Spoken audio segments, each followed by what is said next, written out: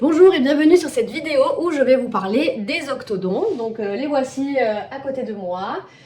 Ce sont deux petits rongeurs que j'ai découverts en passant l'ACA-CEDNAC, donc c'est le diplôme pour les nouveaux animaux de compagnie. C'est un diplôme qui est assez rapide et en fait ça permet d'être éventuellement vendeur en animalerie et puis surtout de savoir bien s'en occuper parce qu'on apprend des choses qui sont très intéressantes.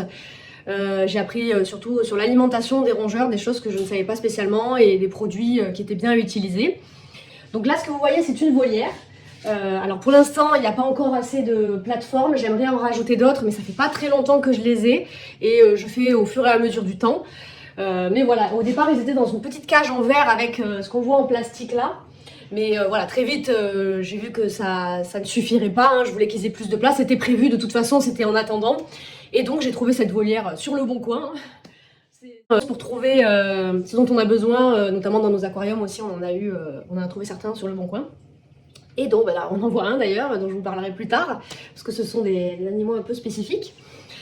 Et donc voilà, j'ai trouvé ces deux octodons et c'est en passant la cassette que j'ai entendu parler. Je connaissais, mais c'est vrai que je m'étais jamais intéressée à l'octodon. Et ce que j'ai trouvé sympa, c'est que déjà c'est diurne, donc ça vit la journée et ça dort la nuit. Alors que par exemple les hamsters, comme on a pu en avoir beaucoup en étant jeune, ça vit la nuit et donc ça fait du bruit. Donc voilà, ça, à la différence de l'octodon qui vit la journée, et puis c'est un animal vraiment très sympa, qui s'apprivoise assez facilement, parce que vous voyez là, il me demande des friandises.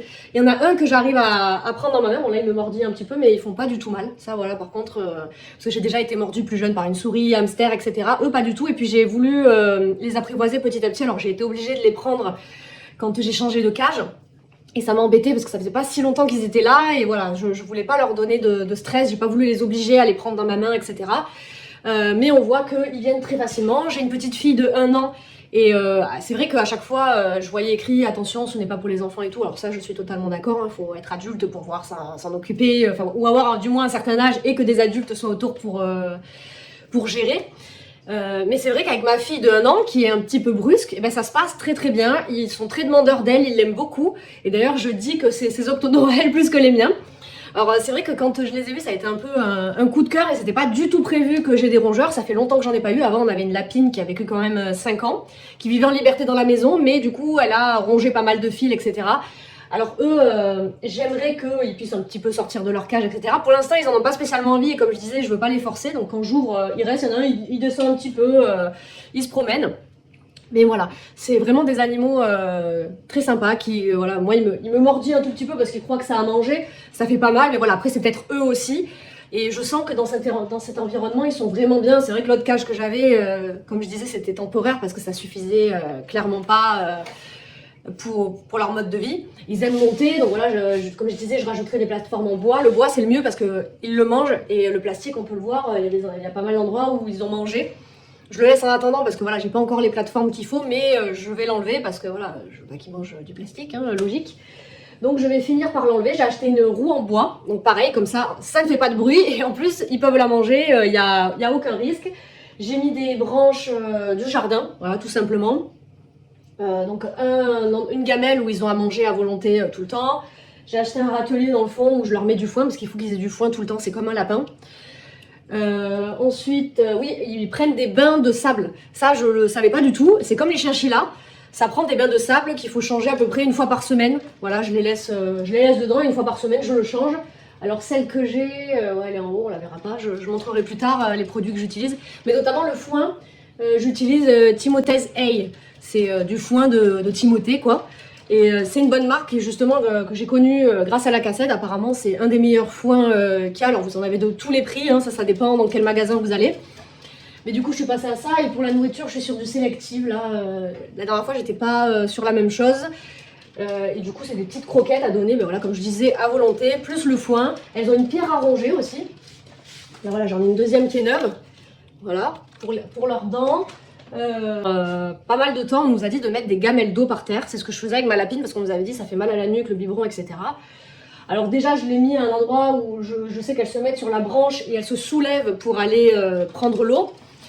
Et donc je les vois pas mettre la nuque en arrière, et j'ai vu que la gamelle c'est pas top parce qu'en fait elles mettent leur déjection dedans et il faudrait la changer vraiment tout le temps parce qu'on peut le voir, elles font leurs besoins partout.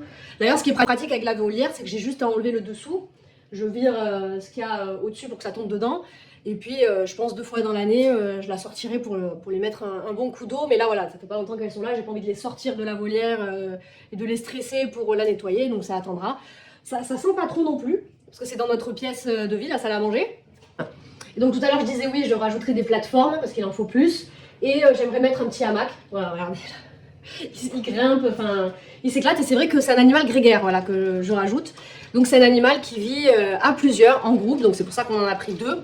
Seul, c'est pas très heureux. C'est comme notamment les hamsters qui vivent en groupe de 3-4, il me semble, avec, je sais plus si c'est un mâle. Ouais, non, il me semble que c'est un mâle avec plusieurs femelles.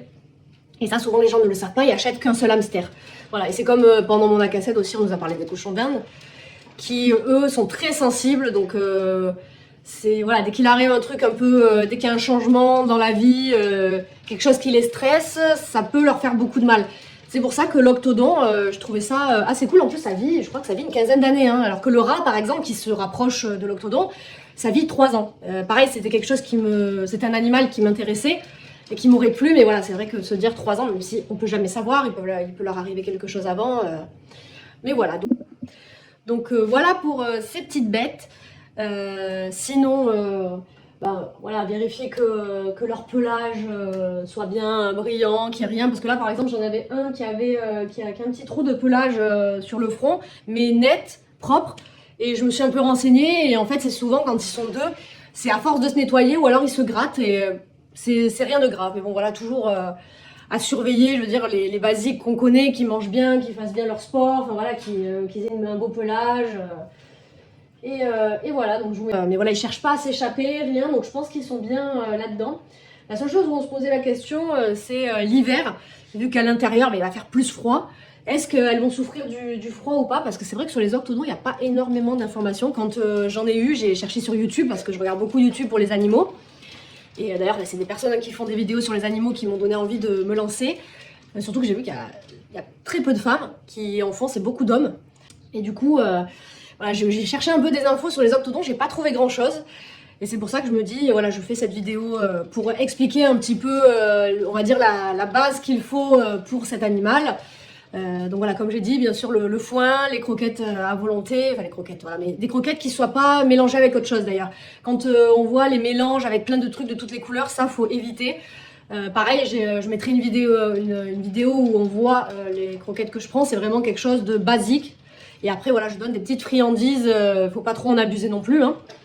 Donc j'essaye de gérer ça, et souvent c'est ma fille qui leur donne, à chaque fois qu'elle les voit, elle veut leur donner des friandises, et voilà, et ça se passe très bien. Donc ben voilà pour les octodons. Alors je leur avais donné des prénoms, c'est Bijou et Paprika. Qui est Bijou, qui est Paprika, on ne sait pas. Et après bon, Bijou, s'il y a un mâle, ça passe aussi quand même. Donc je suis du genre à donner des prénoms aux animaux, alors à part les poissons, sauf on a 2 chanas à qui on a donné des prénoms, parce que voilà, ils sont que 2. Mais sinon les poissons, voilà, comme souvent ils sont par banc, on donne pas de prénom. D'ailleurs les chanas, je vous ferai une vidéo prochainement. Sinon dites-moi en commentaire si vous avez des questions, s'il faut que j'approfondisse certains sujets, parce que voilà, je débute.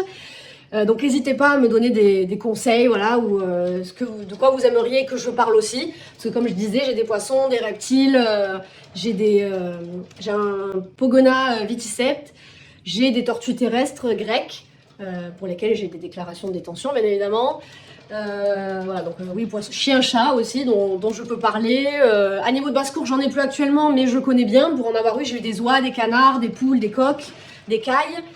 Et sûrement que j'en oublie, j'ai eu des oiseaux aussi, des perruches, des Catherine et des perruches ondulées. Donc voilà, et dites-moi de quoi vous voulez que je vous parle, et ce sera vraiment, ça tournera autour des animaux. Et aussi j'ai pensé éventuellement à faire des vidéos sur peut-être voilà, la déclaration de détention pour une tortue, comment ça se passe, sachant que c'est en remplissant la déclaration que j'ai pu adopter mes tortues, parce que justement ils avaient trouvé des tortues qui étaient en besoin de famille. Donc voilà comment ça s'est passé, et ça fait que j'ai pu en adopter comme ça. Alors il y avait un petit paiement à faire chez le vétérinaire parce qu'elles sont pucées, etc. Mais voilà. Donc n'hésitez pas à me dire ce que vous en pensez, à vous abonner, à mettre un like, et puis je vous dis à bientôt pour une prochaine vidéo.